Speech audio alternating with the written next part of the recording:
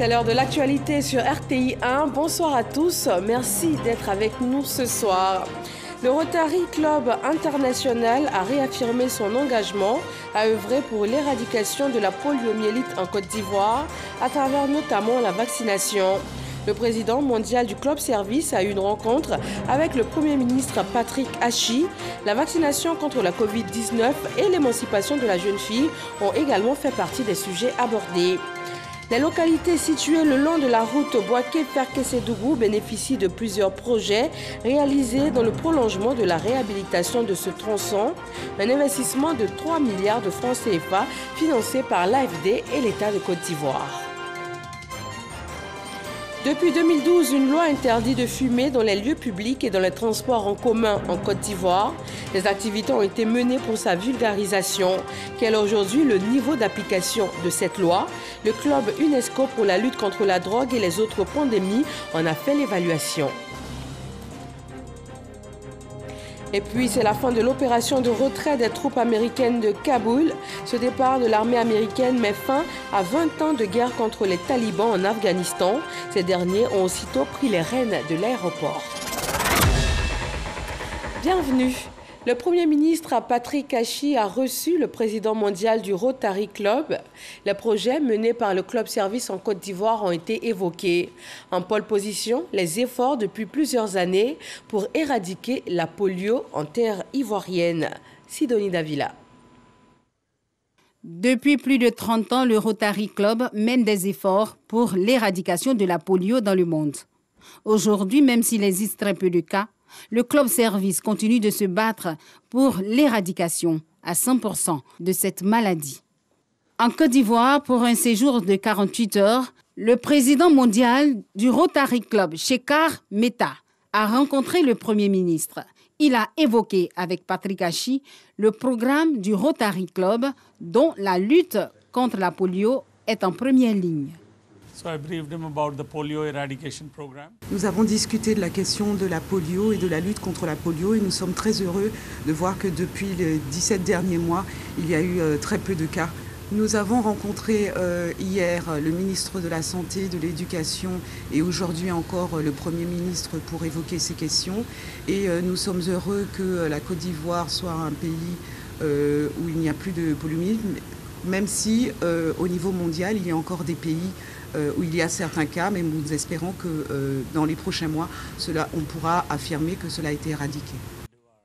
Depuis 1987, le Rotary Club a investi plus de 8 milliards de francs CFA dans l'éradication de la poliomyélite dans le monde. La priorité de ce club service, cette année, sera axée sur l'émancipation des filles, d'où le thème du mandat rotarien, servir pour changer des vies. Après ces échanges avec le Premier ministre, Shekar Meta, le président du Rotary Club, a rencontré la ministre de l'Éducation nationale et de l'alphabétisation, Maria Toukone. Il s'est engagé à soutenir davantage les programmes d'éducation. Des projets sont annoncés, surtout dans le domaine de l'alphabétisation. C'est essentiel pour le Rotary, qui a déjà investi plus de 400 millions de francs CFA au cours de ces 5 dernières années dans les secteurs de l'éducation, la médecine, l'autonomisation des femmes et également dans la lutte contre la Covid-19.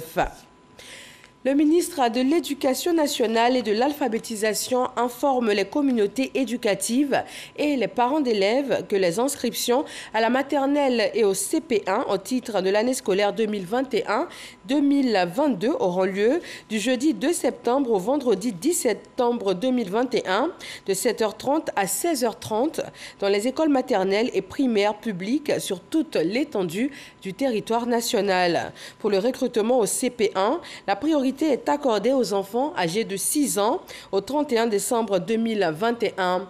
Pour le préscolaire sont autorisés les enfants âgés de 3, 4 et 5 ans au 31 décembre 2021.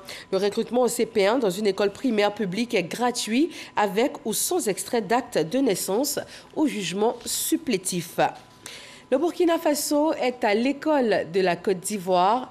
Une délégation du Conseil supérieur de la communication burkinabé s'est rendue à la radiodiffusion télévision ivoirienne. Son centre d'intérêt, l'expérience de la Côte d'Ivoire en matière de gestion et de couverture des élections.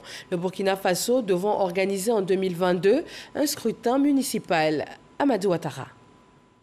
Une délégation du Conseil supérieur de la communication du Burkina Faso à Cocody, à la maison de la radio-télévision ivoirienne RTI. Cette délégation conduite par Aboulaye Bamogo, vice-président du CSC burkinabé, est venue s'inspirer de l'expérience de la RTI en matière de couverture médiatique des élections. Pour que nos médias soient de véritables facteurs de paix, de cohésion sociale dans notre pays. Et donc, ces échanges que nous avons eus ce matin avec les responsables de la RTI nous ont encore confortés dans ce sens-là.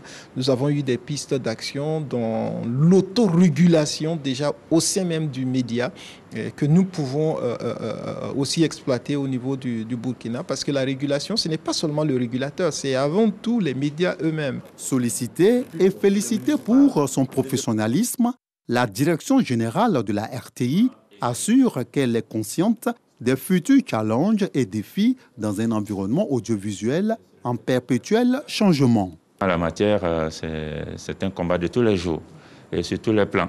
Et donc, il faut chaque fois également se remettre en question. Il y a des aspects sur lesquels il y a des faiblesses qu'il faut combler, il y a des aspects acquis qu'il faut aussi conserver et renforcer. Aux côtés de la délégation burkinabé, le directeur général de la Haute Autorité de la Communication Audiovisuelle, ACA, organisme ivoirien de régulation de l'audiovisuel qui veille au respect de l'éthique et de la déontologie en matière d'information. Les points essentiels que nous avons à partager avec eux concernent les décisions prises par le collège des membres de l'AACA. Et ce collège des membres de l'AACA a pris 4 grandes décisions pendant les élections. Une décision qui concerne les chaînes de services publics, une autre qui concerne les web TV, les web radios, une décision qui concerne également les chaînes privées commerciales et une dernière qui concerne le digital. Donc nous avons remis toutes ces informations à nos hôtes afin qu'ils puissent s'imprégner de nos pratiques ici en Côte d'Ivoire. Cette séance de travail a duré plus d'1 heure. La Haute Autorité de la Communication Audiovisuelle ACA relève qu'au cours de l'émission La télé d'ici vacances du lundi 30 août 2021, l'animateur Yves Dembella a reçu sur le plateau 2 ex-détenus, dont l'un condamné pour viol, coups et blessures. La ACA constate que dans la conduite de l'émission, M. Yves Dembella a invité l'ex-condamné pour viol à reconstituer sur le plateau de l'émission à l'aide d'un mannequin son mode opératoire. La ACA tient à rappeler que le viol est un crime selon la loi pénale et partant, sa banalisation et la mise en vedette d'un ex-détenu condamné pour ce crime sont absolument intolérables. Par conséquent, le collège de la ACA réuni ce jour par visioconférence a décidé de la suspension de M. Yves Dembella, animateur de l'émission incriminée pour une durée de 30 jours de toutes les antennes des chaînes de télévision et des radios de Côte d'Ivoire. À la suite de ces décisions de la ACA, les organisateurs du concours Miss Côte d'Ivoire lui emboîtent le pas. Contrairement aux éditions précédentes, la prestigieuse soirée du concours de beauté nationale ne sera pas présentée cette année par Yves Dembella. On change de décor pour parler entretien routier. L'axe Bouaké-Ferkessé-Dougou, un tronçon long de 220 km, a été réhabilité. Et dans le prolongement des travaux, des infrastructures socio-économiques ont été réalisées par le ministère de l'Équipement et de l'Entretien routier. Un investissement d'environ 3 milliards de francs CFA, financé par l'AFD et par l'État de Côte d'Ivoire. Léon Brou. 200 magasins modernes sur une plateforme commerciale tout électrifiée équipée d'eau à proximité d'un corridor tout aussi entièrement réaménagé. Bienvenue au carrefour Kanaoulo, route Bouaké-Ferkessé-Dougou. Les populations sont reconnaissantes au gouvernement. Il leur offre gratuitement ce marché sécurisé pour la commercialisation de produits vivriers. Elles sont disparates, installées un peu partout, de part et d'autre de la route. Et ça, c'est un véritable problème de sécurité. Plusieurs fois, elles ont été victimes d'accidents ici. Ne dit-on pas que la route précède le développement? Vous êtes à Kanawolo, vous avez vu les infrastructures données par le ministère de l'Équipement. Nous sommes tout heureux et nous disons merci au président de la République et son gouvernement. Autre retombée pour Kanawolo de la réhabilitation de la route Bouaké-Ferkessé-Dougou, cette école maternelle, des forages et la clôture du centre de santé. Le but, améliorer les conditions de vie des populations, selon le conseiller technique du ministre de l'Équipement, bien suivi dans son plaidoyer pour la sauvegarde de ces dons. Il y a des critères bien définis et c'est selon ces critères que nous allons faire le dispatching. Personne ne sera lésé. La gestion de cet ouvrage doit se faire de façon collégiale, de sorte à ce qu'au moment venu, on puisse apporter l'argent public pour la réhabilitation et la mise à niveau de ces ouvrages. Comme à Kanawolo, la réhabilitation de la route Bouaké-Ferkessé-Dougou offre à nombreuses autres localités des infrastructures socio-économiques, soit plus de 2,6 milliards de francs CFA, investis le long des 220 km par l'État et la France dans le cadre du C2D, le contrat de désendettement et de développement. Ces travaux connexes ont été aussi financés conjointement par un prêt de l'AFD que je voudrais remercier ici solennellement pour son engagement qui a permis d'atteindre les résultats observés. Le projet principal de renforcement de la route du Nord, section Bouaké-Ferké, a un coût total de 167 milliards de francs CFA. Et les efforts vont se poursuivre afin d'intégrer dans les projets routiers des actions sociales qui traduisent la détermination de l'État à centrer l'action gouvernementale autour du bien-être des populations. Objectif du gouvernement, toujours selon Abounibi, traduire en acte l'adage que je cite, la route précède le développement. Dans l'actualité sanitaire, voyons le point chiffré de la maladie à coronavirus en Côte d'Ivoire pour ce 31 août 2021.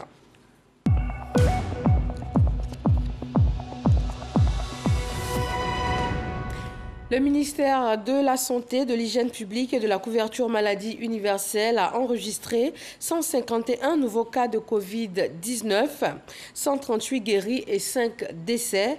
À la date du 31 août, la Côte d'Ivoire compte en tout 55 669 cas confirmés, dont 53 813 personnes guéries, 441 décès et 1415 cas encore actifs. L'État d'Israël, lui, a atteint un nouveau record de contamination, 11 000 cas de coronavirus en seulement 24 heures. Ce chiffre record est enregistré à la veille de la rentrée scolaire. Les mesures se multiplient donc. Le ministère israélien de la Santé a déclaré que 5,9 millions de personnes ont reçu le vaccin anti-Covid. Le CHU de la commune de Treichville se sert de la méthode kangourou pour pallier le manque de couveuses. Cette technique, qui consiste à faire du pot à pot avec les nouveau-nés prématurés, a été utilisée pour sauver la vie de quadruplés. Patricia Omoetia nous relate les faits. Dorcas, 28 ans, mère de quadruplés, applique la technique du pot à pot pour augmenter les chances de survie de ses 4 bébés prématurés. L'écho m'avait dit que c'était des triplés. Mais ma grande surprise, le jour de l'accouchement, lorsqu'elle finit de pousser les 3, la sage-femme me dit non, qu'il reste un autre bébé derrière. Ce n'est pas facile m'en faire avec. Je sens une fierté de voir l'évolution de mes enfants. Né en juillet dernier, les bébés prématurés de Dorcas ont été admis ici à l'unité de soins mère kangourou du CHU de Treichville pour pratiquer la méthode kangourou. Cette technique, qui consiste à placer le bébé contre la poitrine de sa mère dans une configuration pot à pot afin de créer des conditions idéales de température, d'affection et de repos. Cette méthode, c'est en fonction du poids de récupération de l'enfant, donc le poids auquel il sort de la couveuse. Et il doit atteindre au minimum 1500 grammes pour rentrer à la maison. Donc si on le récupère à 900 grammes, ouais, un peu le temps, ça peut mettre au minimum une semaine, on peut aller jusqu'à 2 voire 3 mois. Le temps qu'il a au moins 1,5 kg et qu'il n'ait pas d'autres problèmes pour pouvoir rentrer à la maison. À l'admission, le poids le plus élevé était à 1,2 kg. Le plus petit avait, je crois, 1 kg, donc 1000 grammes.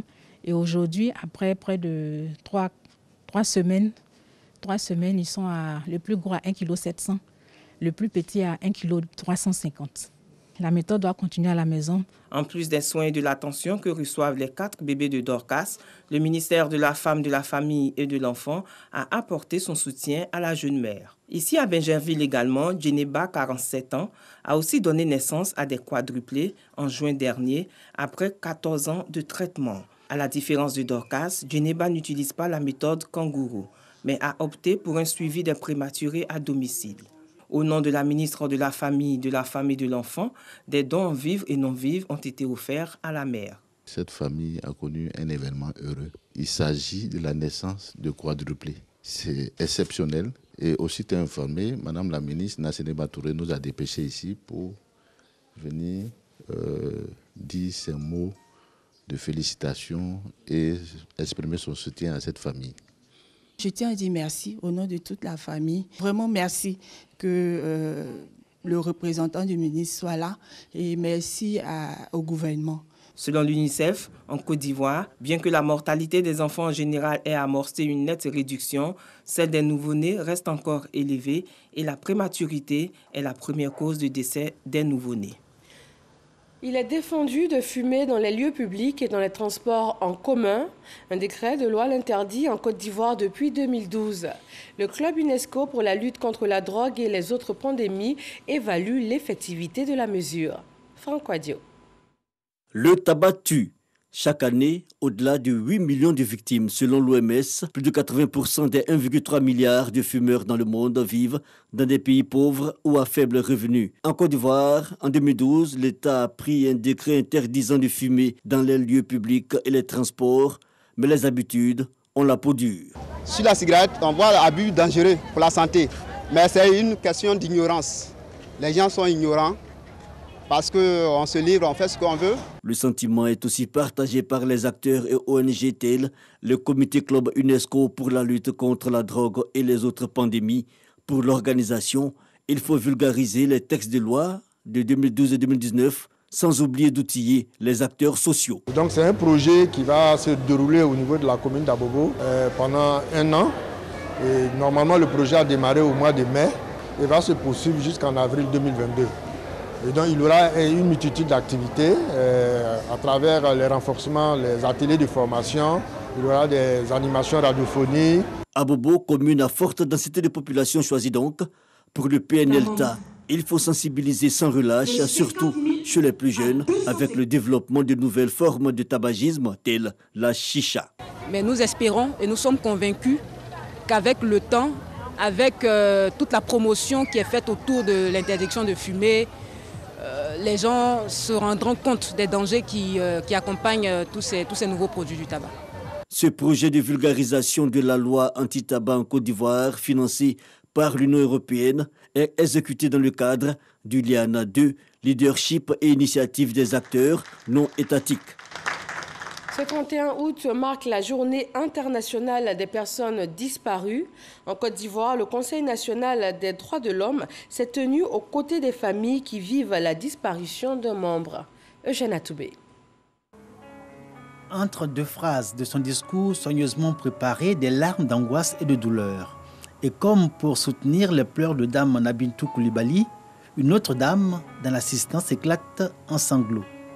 Ces deux femmes s'interrogent encore sur ce que sont devenus des membres de leurs familles respectives disparus et à ce jour, toujours pas la moindre idée du lieu où ils se trouveraient ou de ce qu'ils seraient devenus. Ce mardi, jour de commémoration de la Journée internationale des personnes disparues, une pensée leur est adressée et pour leurs proches, leurs familles, une invitation, selon les mots du président de la Croix-Rouge de Côte d'Ivoire, à ne point laisser la flamme de l'espoir s'évanouir. Ça fait 10 ans que mon fils a disparu. Plusieurs d'entre nous, c'est des années, depuis la crise post-électorale jusqu'à présent. Mais on espère que ces personnes qui nous sont chères et qui peut-être sont quelque part, le fait d'échanger déjà nos souffrances, ça nous permet de résister et d'espérer. Nous avons été informés d'un enfant abandonné. La famille était même inquiète et se posait beaucoup de questions et nous avons réussi à le réintégrer dans sa famille qui était très très contente. Les personnes disparues sont généralement victimes de conflits armés, migrations, catastrophes naturelles, Déplacement interne, détention illégale, arrestation, enlèvement ou toute situation de violence. Quelles que soient les circonstances de la disparition, les familles et proches de personnes disparues, selon le CICR, se retrouvent dans l'angoisse, une souffrance émotionnelle et psychologique. À cela s'ajoutent de nombreux besoins en termes économiques, psychologiques, sociaux et législatifs.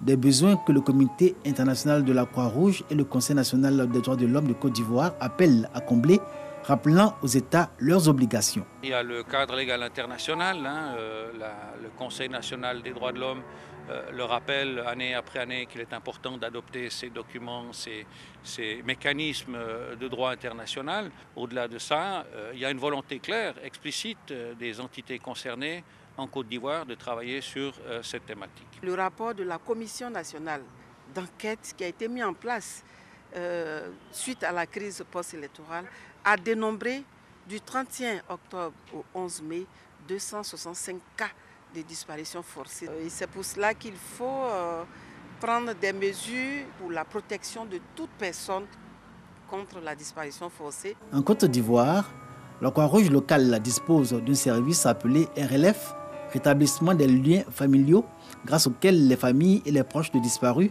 peuvent entretenir l'espoir de retracer ou de retrouver cette catégorie de personnes vulnérables. Les nouveaux détenteurs du pouvoir de Bessedi, village de Sikensi, dans le sud de la Côte d'Ivoire, ont été installés. Il s'agit de la génération Bodjro, qui prend ainsi les rênes des affaires politiques, économiques et sociales du village dans la pure tradition du peuple Abidji. Théodore Zouzou et Franck Quadio. Par la remise du chasse-mouche, symbole du pouvoir un pays, Abidji, la génération Bodjro est le nouveau détenteur du pouvoir politique, économique et social du village de Bessedi, dans la commune de Sikensi. Le chef de terre officialise ainsi une passation faite depuis le 14 octobre 2019. Les Bodjro gèrent désormais les affaires politiques, économiques et sociales auprès du chef de village et du chef de terre jusqu'en octobre 2028. Nos priorités, c'était de transformer Sikensi et Bessedi en particulier. Rendre ce village modèle, moderne et un village viable. Procession des Kata, les Benjamins, et les Kadi, les Bago, ainsi que les Odjongban, les aînés, forment la génération Bodjro, à savoir les personnes nées entre 1958 et 1966 inclus les danses des anciens combattants appelés Djaniko, sans oublier celles des femmes, tout ceci pour traduire une transition pacifique entre les Nigbessi, anciennement au pouvoir, et les Bodjro. Tout le village Sikensi aujourd'hui est rassemblé comme un seul homme derrière cette génération. Nous, en tant qu'élus, lorsqu'il fait bon vivre dans un village, lorsqu'il fait bon vivre dans un département, c'est un pari gagné. Donc je suis un homme heureux et comblé. L'instant est propice pour formuler des doléances. Extension du réseau d'eau et électrification, entre autres. Le ministre d'en haut, Paulin Claude, président de cette cérémonie, promet des solutions idoines. De plus, pour lui, nos valeurs culturelles sont à promouvoir. C'est par la solidarité qu'ils peuvent construire un village rayonnant, un village de partage et un village de progrès. Nous sommes venus et nous avons vu que cette intronisation s'est déroulée dans la sérénité, où les anciens ont passé le pouvoir aux Bodjro avec le cœur léger. Les Bodjro aujourd'hui partent avec tout le soutien nécessaire et la bénédiction de tout le peuple. Et c'est ce que nous souhaitons dans tous nos villages. Que l'amour soit notre partage, que la solidarité et la fraternité soient au cœur de notre démarche pour construire une Côte d'Ivoire solidaire, une Côte d'Ivoire de progrès. Le règne en pays Abidji est de 9 ans. Ce pouvoir est géré à tour de rôle par cette génération, à savoir les Mbédié, les Ngborma, les Nigbessi, les Bodjro, les Sété, les Ndjroma et les Agborma. Les sous-préfectures de Massala et Douala dans le Haut-Rodougou font le point de leurs besoins. Ce sont en tout 52 villages qui se félicitent aussi des projets de développement dont ils bénéficient grâce au programme social du gouvernement ivoirien. Abou Sanogo.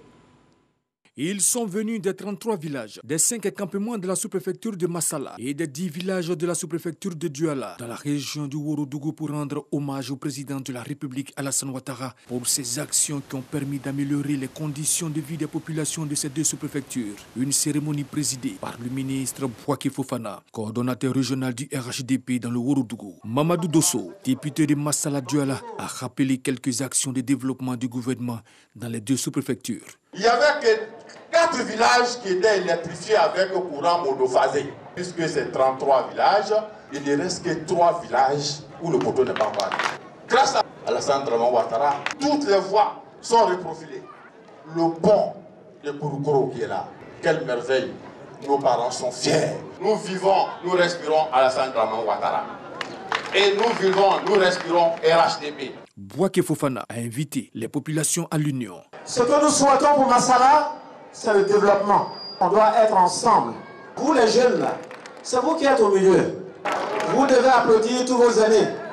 Nous allons réussir le jour où, si moi je viens vous voir à côté, si moi fait quelque chose, n'allez pas là-bas, si maintenant fait quelque chose, n'allez pas là-bas, c'est que je suis un diviseur. Et vous ne devez pas être avec moi. Vous devez dire, ah grand frère, tu as dit ça là, c'est bien, maintenant on va vous voir ensemble.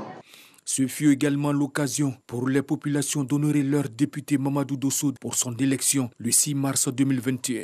Par ailleurs, les populations ont tenu à exprimer leurs doléances, à savoir l'adduction en eau potable dans certains villages de Massala, l'acquisition de compteurs sociaux d'électricité pour les deux sous-préfectures, l'achèvement de la maternité de Kanyeri et le lotissement des campements de Yaoukro et de Kofikro dans la sous-préfecture de Massala, le bitumage de l'axe Douala-Séguéla et le raccordement du collège Morten de Douala au réseau électrique. On parle environnement et tourisme vert. Le domaine Bini est un site écotouristique situé entre Abidjan et Bangerville. Un petit coin de paradis en pleine nature aux airs de bout du monde, tant sa beauté et sa sérénité tranchent avec le tumulte de la ville. Le domaine dispose de parcelles de forêts vierges encore à explorer et d'espaces conviviaux où l'on pratique diverses activités. Une journée au domaine Bini, c'est une journée instructive et bien remplie de détente, de découverte, d'enrichissement et d'échange. 1 à 12, une émission de vacances coproduite par la RTI permet aux enfants passionnés de musique de montrer leur savoir-faire. Les candidats se sont amusés et ils ont surtout appris aux côtés de professionnels de la chanson en Côte d'Ivoire. La grande finale avec Yannick Efoumi et Isaïo. Caleb Gueux Kwame est le grand vainqueur de la finale de l'émission des télé-réalités de 1 à 12. Son interprétation du célèbre titre I Feel Good de la légende américaine de rock James Joseph Brown a convaincu le jury.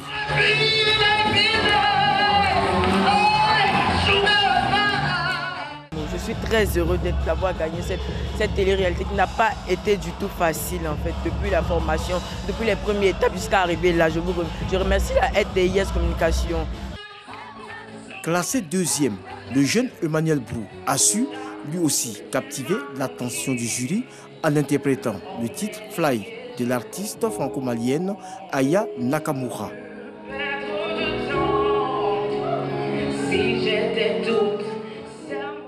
Eunice Agira, quant à elle, occupe la 3e place avec Fall in Love de l'artiste américaine Alicia Keys.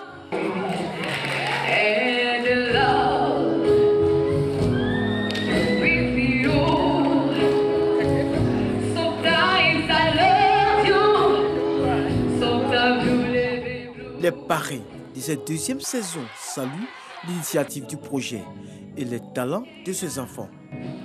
Une finale, elle est faite pour dissocier les uns aux autres. C'est pour cette raison, sinon, à mon sens, tous ces enfants-là sont meilleurs. Nous étions ces enfants-là avant d'être nous aujourd'hui. Et un enfant bien soutenu, bien encadré, est une garantie pour la société. Sinon, je dirais un potentiel acteur de développement de demain. J'ai écouté les textes pour voir s'ils chantaient faux, mais ils chantaient effectivement vrai.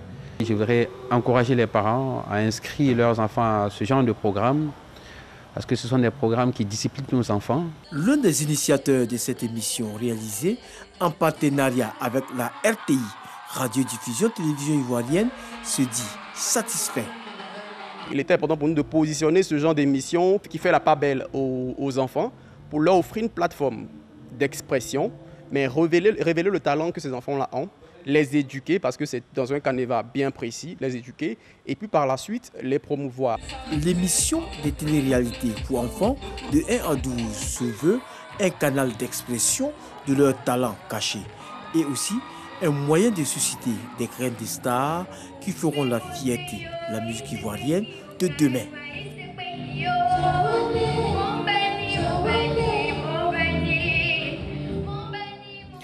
Dans l'actualité internationale, c'est la fin de l'opération de retrait des troupes américaines à Kaboul, 24 heures avant la fin de la journée du 31 août, la date butoir fixée par le président Biden et exigée par les talibans.